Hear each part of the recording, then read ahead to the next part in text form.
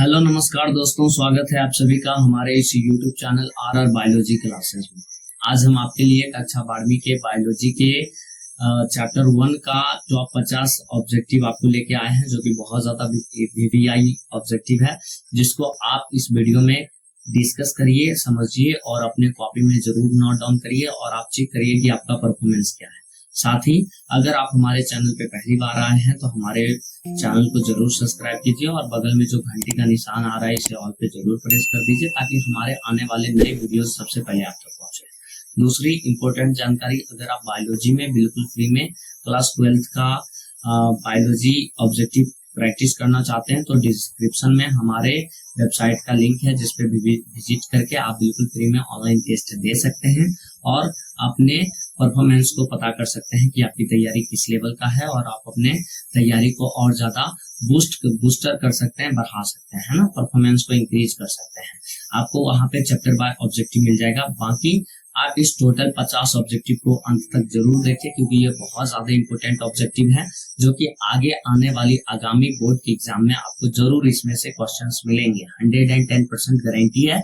और अगर आप पूरे क्वेश्चन को देखते हैं तो हम आपको ये वादा कर सकते हैं कि अगर आप अपने आसपास के कोचिंग इंस्टीट्यूट के क्वेश्चन पेपर को लेते हैं और पहले चैप्टर में टेस्ट मार के देखते हैं तो उसमें से 70% से अधिक ऑब्जेक्टिव आपको बन जाएगा। पहले चैप्टर की मैं बात कर रहा हूँ, और सारे चैप्टर में मैं आपको ऐसे ही हर चैप्टर को चैप्टर बाय 2 वीडियोस लाऊंगा।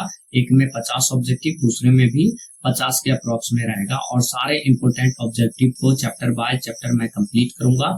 तो इसीलिए आप हमारे चैनल पे पहली बार आए हैं तो आपसे रिक्वेस्ट है, निवेदन है कि वीडियो के नीचे ये जो लाल रंग का सब्सक्राइब का बटन दिख रहा है इसे दबा दीजिए, और इसके बगल में जो घंटी का निशान आ रहा है इसे ऑल पे जरूर प्रेस कर दीजिए, ताकि हमारे आने वाला वीडियो आपको सबसे पहले मिले। चलिए बाकी चलते हैं, अपने वीडियो को शुरू करते हैं बिना देर किए हुए। चलिए दोस्तों, क्वेश्चन नंबर 1 पे आते हैं। क्वेश्चन नंबर हमारा 1 है, आम के फल में खाने वाला भाग कौन सा है? ऑप्शन देख के चलिएगा। पहला क्वेश्चन है, आम के फल में खाने वाला भाग कौन सा होता है? पहला ऑप्शन है बाह्य फल भित्ति, दूसरा ऑप्शन है मध्य फल भित्ति, तीसरा है अंत फल भित्ति और चौथा है इनमें से कोई। बताइए इसका राइट आंसर क्या होगा। आम का बाहर वाला जो छिलका होता है, उसके बाहरी जो परत होता है, छिलका जिसे बोलते हैं, उसे तो हम लोग खाते नहीं है, उसे तो हम लोग फेंक देते हैं, है ना। उसके अंदर वाला जो गूदेदार भाग होता है उसे हम खा जाते हैं, और फिर उसके अंदर में जो बिया टाइप का संरचना होता है जिसे आठी बोलते हैं, उसे भी हम लोग फेंक देते हैं। तो कहने का मतलब ना तो आम के बाहरी भाग खाते हैं ना आंतरिक भाग खाते हैं, बल्कि मध्य भाग खाते हैं। तो इसलिए इसका राइट आंसर ऑप्शन बी होगा। चलिए क्वेश्चन नंबर नेक्स्ट पे चलते हैं। क्वेश्चन नंबर 2 है आपका, समसूत्री विभाजन होता है, यानी वह कौन सा जनन का प्रक्रिया है या कौन सा वह प्रक्रिया है जिसमें कोशिका का समसूत्री विभाजन होता है? पहला ऑप्शन है आपका कायिक कोशिका में, दूसरा ऑप्शन है जनन कोशिका में, तीसरा है ए बी दोनों में, और चौथा है इनमें से कोई नहीं। देखिए जनन कोशिका की बात करेगा तो जनन कोशिका में बहुत सारे कोशिकाएं शामिल हो जाते हैं, लेकिन कायिक कोशिका की बात करेंगे तो कायिक कोशिका कायिक जनन अलैंगिक जनन के अंतर्गत आती है, और अलैंगिक जनन के द्वारा जितनी भी कोशिका विभाजन होगा वह समसूत्री विभाजन होगा, और इसी के कारण इसका option A is the correct answer, यानी कायिक कोशिका। चलिए क्वेश्चन नंबर 3 पे चलते हैं। क्वेश्चन नंबर 3 है आपका, बिना निषेचन के फल बनने की क्रिया को क्या कहते हैं? बिना निषेचन के फल बनने की क्रिया को पोलोकार्पिक कहते हैं, पार्थिनोकार्पिक कहते हैं, पोलोमोकार्पिक कहते हैं, इनमें से कोई नहीं। ऑप्शन मतलब बिना निषेचन, जब ना तो नर युग्मक ना मादा युग्मक नहीं मिलेगा, और दोनों को बिना मिले हुए अगर किसी फल का निर्माण हो जाता है तो उसे क्या कहेंगे? उसे पार्थिनोकार्पिक कहेंगे। B is the correct answer. चलिए क्वेश्चन नंबर 4 पे चलते हैं। क्वेश्चन नंबर 4 है आपका, इनमें से किसमें आंतरिक निषेचन नहीं होता है?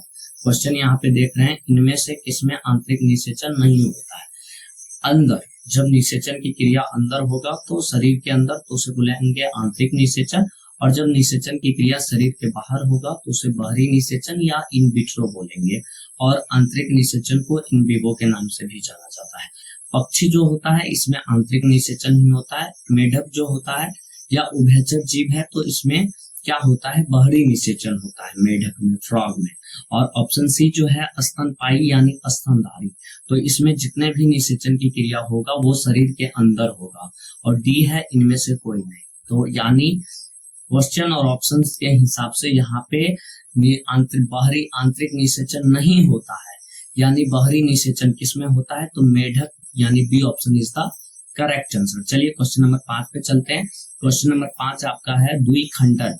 द्विखंडन एक प्रकार का क्या है, द्विखंडन एक प्रकार का, पहला ऑप्शन है कायिक प्रवर्धन है, दूसरा है अलैंगिक जनन है, तीसरा ऑप्शन है लैंगिक जनन है और डी ऑप्शन है इनमें से कोई नहीं। देखिए द्विखंडन, विखंडन, देखिए अलैंगिक जनन के जो एसेक्सुअल रिप्रोडक्शन होते हैं यह मेनी टाइप्स के होते हैं, बहुत सारे प्रकार के होते हैं, जबकि लैंगिक जनन बहुत सारे प्रकार के नहीं होते। तो यहाँ पे द्विखंडन, विखंडन, बहुखंडन, ये सारे एग्जाम्पल जो होते हैं ये एसेक्सुअल रिप्रोडक्शन का होता है, यानी अलैंगिक जनन का होता है, और इसके हिसाब से option B is the correct answer. द्विखंडन किसका प्रकार है, तो अलैंगिक जनन का प्रकार है। चलिए क्वेश्चन नंबर 6 पे चलते हैं। क्वेश्चन नंबर 6 है आपके सामने, इनमें से कौन अंडज है, मतलब अंडे को जन्म देने वाले को अंडज कहा जाता है और जो बच्चे को जन्म देते हैं उसे सजीव प्रजनक कहा जाता है ना। चलिए देखते हैं, ऑप्शन ए आपका एकिडीना है जो कि अंडे देते हैं एक्चुअल में। ऑप्शन बी है कंगारू जो कि अंडे नहीं देते हैं, गर्भ के अंदर गर्भाशय में अंडे बनते हैं लेकिन गर्भाशय में ही अंडे परिपक्व होते हैं और अंडे के अंदर बच्चे का विकास होता है, जबकि बाहर बच्चे का जन्म सीधे सजीव के रूप में होता है। तो यानी कंगारू ऐसे प्रजाति हैं जो ओवी और वेवी दोनों पैरस के अंतर्गत आते हैं, ओवा भी है और वेवी भी है ना। जबकि एकिडेना जो है ओविपेरस यानी केवल अंडा देने वाला जीव है। गाय बच्चे को जन्म देता है और डी इनमें से कोई नहीं। तो इसके हिसाब से क्वेश्चन का सही आंसर ऑप्शन ए एकिडीना होगा जो कि अंडज प्राणी है। चलिए क्वेश्चन नंबर 7 पे चलते हैं। 7 नंबर क्वेश्चन है, इनमें से पूरे जीवन काल में एक बार पुष्प कौन देते हैं, पूरे जीवन काल में एक बार पुष्प देते हैं या पुष्पित होते हैं। पहला ऑप्शन बांस है, दूसरा आम है, तीसरा तार है, इनमें से कोई नहीं, डी है। तो देखिए पूरे जीवन काल में एक बार अगर फल देने की बात करेंगे या पुष्प देने की बात करेंगे तो यहाँ पे ऑप्शन ए आपका बांस होगा जो कि 40 वर्ष में एक बार देता है। लेकिन याद रखिएगा बांस के बहुत सारे प्रजाति होते हैं, है ना। तो यहाँ पे पूरे जीवन काल में एक बार पुष्प देने वाले पौधे को क्या कहा जाता है, एक बार पुष्पित, यानी इसका सही आंसर बांस होगा। चलिए क्वेश्चन नंबर 8 पे चलते हैं। क्वेश्चन नंबर आपका 8 है, निम्नलिखित में कौन द्विगुणित संरचना है। यानी जब आप पढ़े थे अगुणित द्विगुणित के बारे में तो हमने पढ़ा था, जिसमें गुणसूत्र आधा होगा उसे अगुणित कहेंगे और जिसमें गुणसूत्र 2 जीव का होगा या दुगुना होगा उसे द्विगुणित कहेंगे, और जिसमें 3 जीव का होगा या 3 गुण होगा उसे त्रिगुणित कहेंगे या बहुगुणित कहेंगे, है ना। देखो इनमें से निम्नलिखित में से कौन द्विगुणित संरचना है।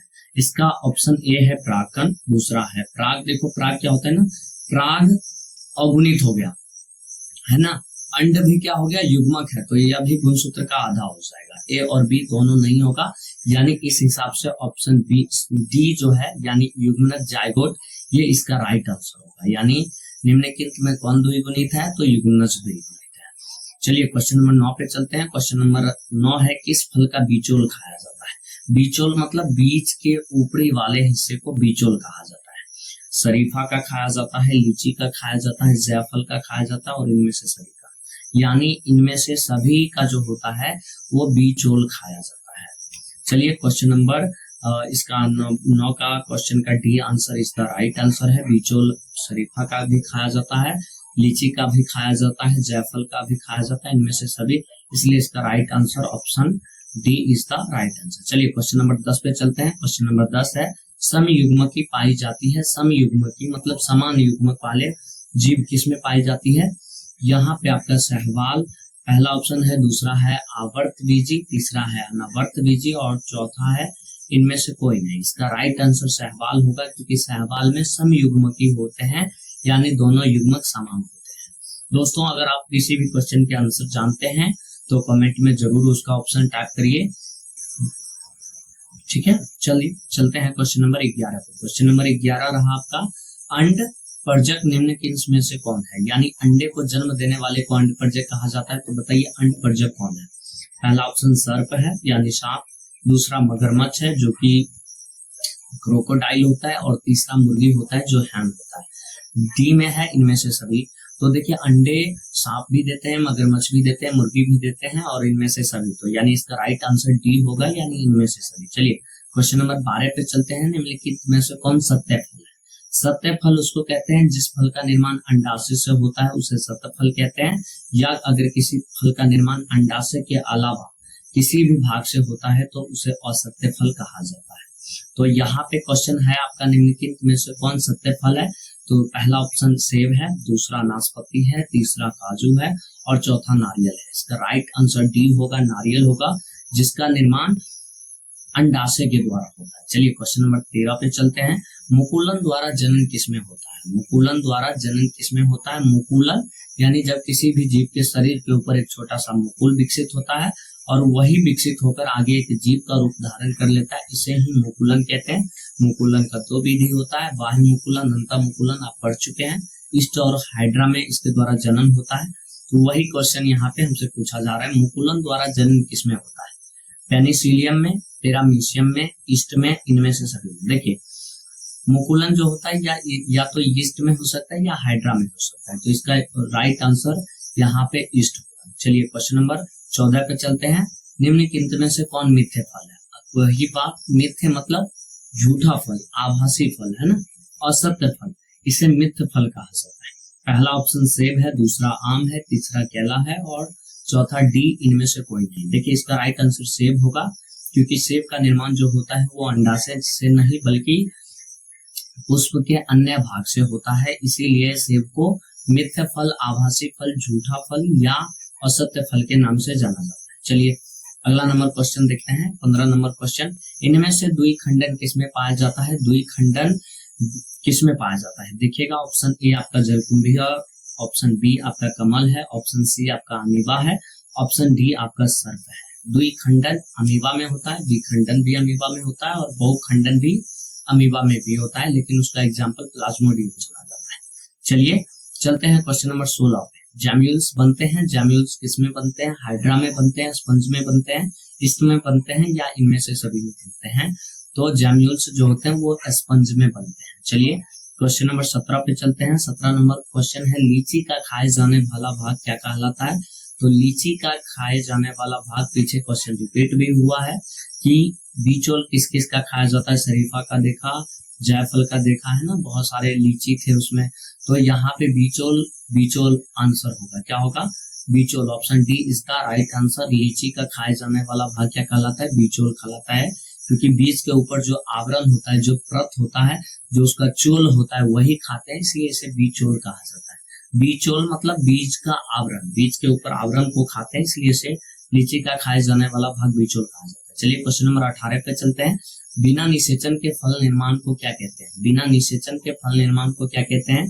पहला क्वेश्चन है, पहला ऑप्शन है ऑफ ह्यूमन बात, दूसरा है असंग जनन, तीसरा है अनिषेक जनन, और चौथा इनमें से कोई नहीं। इसका राइट आंसर होगा बिना निषेचन के फल का निर्माण होता है तो क्या कहते हैं? तो इसके लिए आप शब्द कर सकते हैं अनिषेक जनन का उपयोग। क्या कर सकते हैं? अनिषेक जनन। जब किसी नर मादा युग्मक के बिना मिले अगर किसी फल का निर्माण होता है, या पुष्प के परागकण या अंड का मिलन के बिना अगर किसी फल का निर्माण होता है तो उसे असंग जनन है। चलिए क्वेश्चन नंबर 19 पे चलते हैं। 19 नंबर क्वेश्चन है, निम्नलिखित में से सही का चुनाव करें। यानी कौन सा सही ऑप्शन है उसको आपको चुनाव करना है। स्पंज में जियोस्पोर नहीं, गलत है ये ऑप्शन। दूसरा ऑप्शन है बी, पेनिसिलियम में जैम्यूल्स, ये भी गलत है। सहवाल में कोनोडिया, ये भी गलत है। डी ऑप्शन है हाइड्रा की कलिका। तो आप देखे थे कि हाइड्रा के ऊपर एक मुकुल विकसित हो जाता है जिसे कलिका कहा जाता है, तो इसका राइट आंसर डी होगा। चलिए क्वेश्चन नंबर 20 पे चलते हैं। कुकुर डॉग का संभावित जीवन काल क्या होता है? कुकुर डॉग का संभावित जो जीवन काल होता है, यह पहला ऑप्शन है 20 वर्ष, दूसरा है 15 वर्ष, तीसरा है 10 वर्ष, और चौथा है 5 वर्ष। तो इसमें से मैक्सिमम नंबर जो होता है 20 वर्ष है, तो इसलिए इसका राइट आंसर 20 वर्ष होगा। चलिए आते हैं अगला क्वेश्चन 21 नंबर पे। अगुणित कोशिकाओं के संलयन की प्रक्रिया को क्या कहते हैं? अगुणित कोशिकाओं के संलयन की प्रक्रिया को क्या कहते हैं? कोशिका चक्र, अर्धसूत्री विभाजन को, समसूत्री विभाजन को, समयुग्मन को। समयुग्मन जो कोशिका समयुग्मन जो होता है ये ऑप्शन राइट है। अगुणित कोशिकाओं के संलयन की प्रक्रिया को समयुग्मन कहा जाता है। तो option D is the correct answer. आप लोग दोस्तों नोट डाउन करते चलिएगा आप अपने कॉपी में। और एक जरूरी सूचना, अगर ये वीडियो आप देख रहे हैं और आप भी online test free of cost देना चाहते हैं तो हमारे डिस्क्रिप्शन में वेबसाइट का लिंक है, जहां से विजिट करके आप हमारे साइट पे जाके ऑनलाइन टेस्ट दे सकते हैं बायोलॉजी सब्जेक्ट। चलिए चलते हैं क्वेश्चन नंबर 22 पे। क्वेश्चन नंबर 22 है हमारा, डैश में पत्तियों के खंडन द्वारा कायिक जनन होता है। यानी कह रहा है ऐसी कौन सा पौधा है जिसमें पत्ती के द्वारा नए पौधे का निर्माण हो जाता है। तो पहला ऑप्शन है आम एवं कलंच, ये गलत ऑप्शन है। दूसरा है बायोफिलम एवं कंचय, बायोफिलम और कंचय दोनों सही आंसर है। केला सी गलत आंसर है और इनमें से कोई नहीं, ये भी गलत है। तो B option is the correct answer. चलिए क्वेश्चन नंबर 23 पे चलते हैं। 23 नंबर क्वेश्चन है, रात में खिलने वाले पुष्प साधारणतः डैश होते हैं। रात में खिलने वाले जो पुष्प होते हैं ये छोटे होते हैं। क्या होते हैं? छोटे होते हैं। Option B is the correct answer. चलिए 24 नंबर क्वेश्चन पे चलते हैं। उभयलिंगी प्राणी कौन है? उभयलिंगी प्राणी पहला ऑप्शन मुर्गी है, दूसरा सांप है, तीसरा ए बी दोनों है और चौथा डी है। उभयलिंगी या द्विलिंगी का मतलब होता है ऐसे जीव जिसमें दोनों लिंग मौजूद हो, नर भाग भी हो मादा भाग हो, उसे द्विलिंगी या उभयलिंगी कहा जाता है। तो यहाँ पे D option is the correct answer. चलिए क्वेश्चन नंबर 25 पे चलते हैं। 25 नंबर क्वेश्चन है, निम्न में से कौन द्विगुणित संरचना है? आपको पीछे भी बताया हुआ है कि द्विगुणित मतलब जिसमें दो जीव का गुण हो या दुगुना गुण हो उसे द्विगुणित कहते हैं। अंडाणु जो होता है ये युग्मक है तो इसमें आधा गुण होगा। शुक्राणु युग्मक है तो इसमें आधा गुण होगा। और युग्मनज, शुक्राणु और अंडाणु के मिलने से युग्मनज का निर्माण होता है, इसीलिए यहाँ पे युग्मनज क्या होगा? द्विगुणित संरचना होगा, इसलिए युग्मनज द्विगुणित। यहाँ पे दोस्तों ये जो द्विगुणित संरचना है इसमें इनमें से सभी ऑप्शन जो डी लगा है ये गलत ऑप्शन है। ठीक है, इसका राइट आंसर दोस्तों सी होगा जो कि युग्मनज होगा। आप लोग ध्यान दीजिएगा, अंडाणु भी गलत है, शुक्राणु भी गलत है, युग्मनज सही है और डी इनमें से सभी ये भी गलत है। लेकिन सी ऑप्शन, क्योंकि द्विगुणित संरचना कौन है? जिसमें दो जीव का गुण। देखो शुक्राणु और अंडाणु दोनों 23 गुण लेके आ रहा है और दोनों मिलके 46 बन जा रहा है, यानी युग्मनज बन जा रहा है। तो 25 का राइट आंसर जो होगा वो आपका युग्मनज होगा। क्या होगा? युग्मनज होगा, ध्यान दीजिएगा। ठीक है, 25 का सी आंसर युग्मनज होगा। चलिए क्वेश्चन नंबर 26 पे चलते हैं। 26 नंबर क्वेश्चन है, जन्म से लेकर प्राकृतिक मृत्यु के बीच की अवस्था को क्या कहते हैं? किसी जीव का जन्म होता है और जन्म से जब उसका प्राकृतिक मृत्यु हो जाता है तो इसके बीच की अवस्था को क्या कहते हैं? जीवन काल, जीवन चक्र, कायिक अवस्था, इनमें से सभी। तो किसी जीव का जन्म लेना और प्राकृतिक रूप से चले जाना जीवन काल कहलाता है ना। चलिए क्वेश्चन नंबर 27 पे चलते हैं। कारकी तथा अकारकी या आनुवांशिक रूप से समान जीव को कहते हैं, क्या कहते हैं? अगर कोई जीव अपने जनक के बिल्कुल समान है, या हम बोले कोई आपके पास कॉपी है जो आपका कॉपी है और उसका अगर आप फोटो कॉपी निकालते हैं तो दोनों का एक्चुअल सेम होगा। अगर आपका यहाँ पे भी जहाँ पे मॉल है, तिल है, उस डुप्लीकेट में भी वहीं पे तिल होगा। जहाँ पे आप क लिखे हैं वहां पे भी क होगा। ऐसा नहीं है कि यहाँ पे क होगा तो वहां पे ख हो जाएगा। दोनों पे सिमिलर होने के कारण, पूरी तरह से सिमिलर होने के कारण जो अलैंगिक जनन होता है इसे कॉलोन कहा जाता है। इसके द्वारा बनने वाले संतति को कॉलोन कहा जाता है। अकारकी तथा आनुवंशिक रूप से समान जीव को क्या कहते हैं?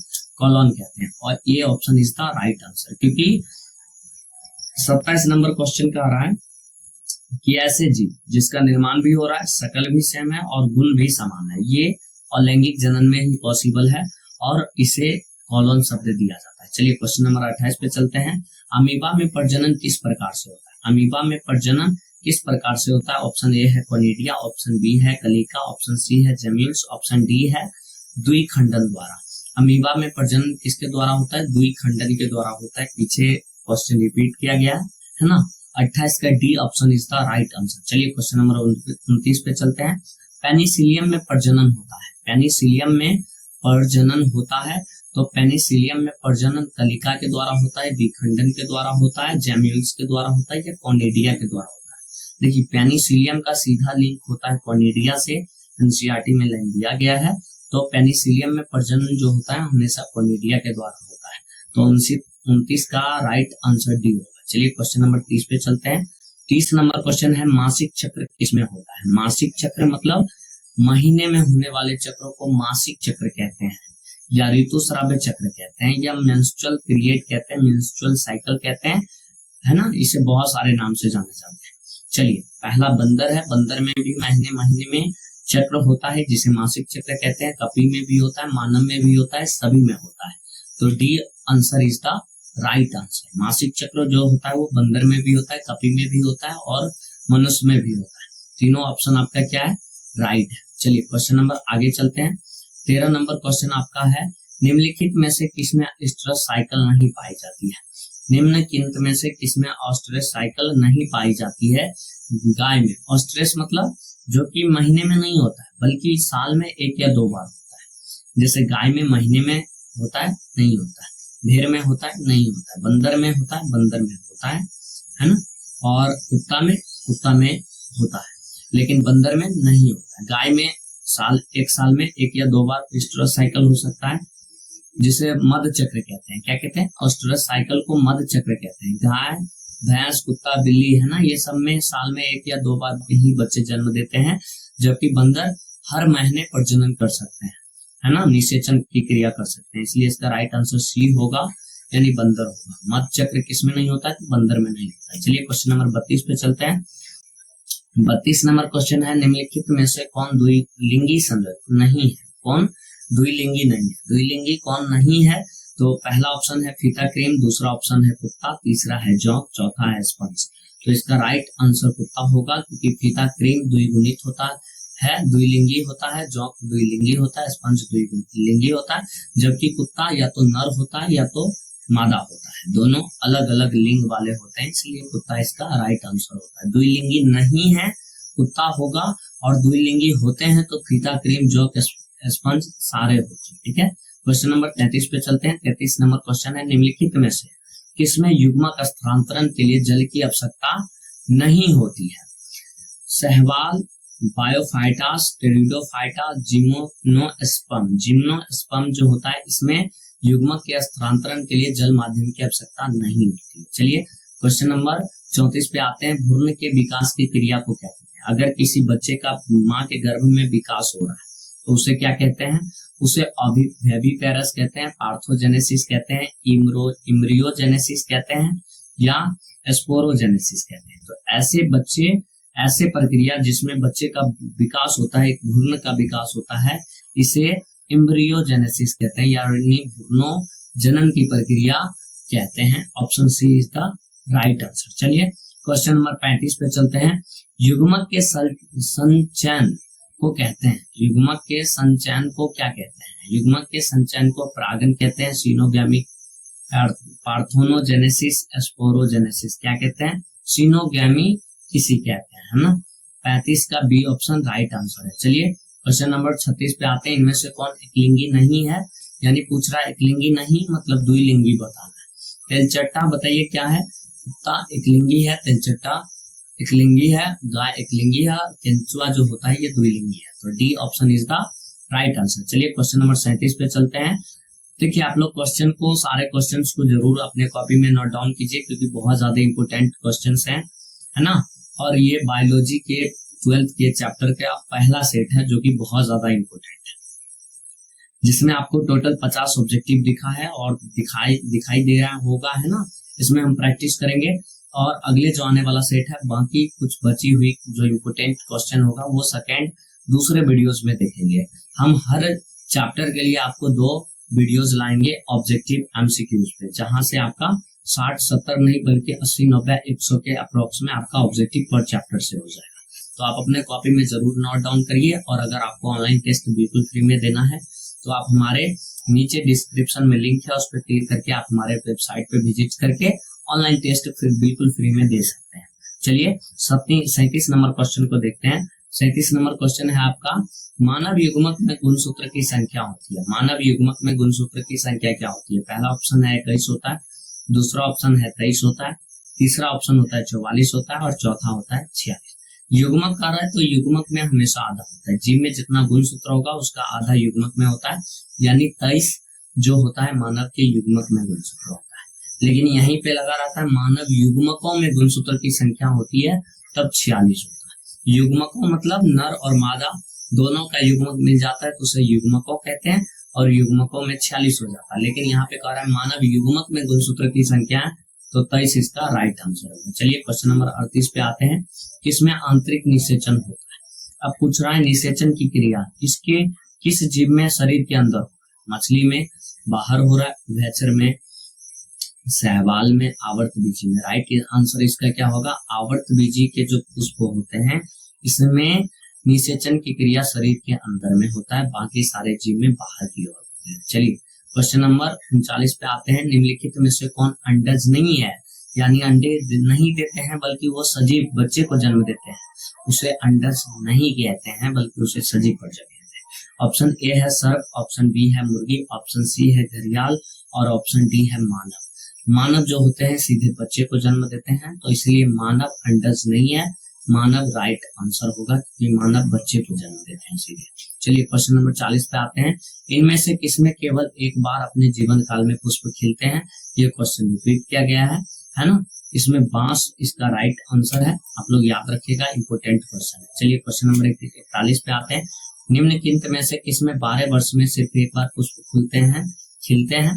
सूर्यमुखी में, पीपल में, नीला कुरंजी में और नीम में। तो नीला कुरंजी इसका राइट आंसर होगा क्योंकि इसमें 12 वर्ष में एक बार पुष्प खिलते हैं। क्वेश्चन बहुत ज्यादा इंपोर्टेंट है, मतलब पहले सेट में 50 जो ऑब्जेक्टिव लेके आए हैं ये सारे के सारे इंपोर्टेंट है, तो आप लोग जरूर इसको कॉपी में नोट डाउन करिए। चलिए 42 नंबर क्वेश्चन पे आते हैं, प्रकंद का एक उदाहरण है। प्रकंद का एक उदाहरण क्या है, लहसुन है, अदरक है, नींबू है, प्याज है। क्या होगा, प्रकंद का हमेशा याद रखिएगा अदरक होता है। चलिए 43 नंबर क्वेश्चन पे आते हैं, कलिका रोपण उदाहरण किसका है। कलिका रोपण हमेशा याद रखिएगा कायिक जनन का होता है। चलिए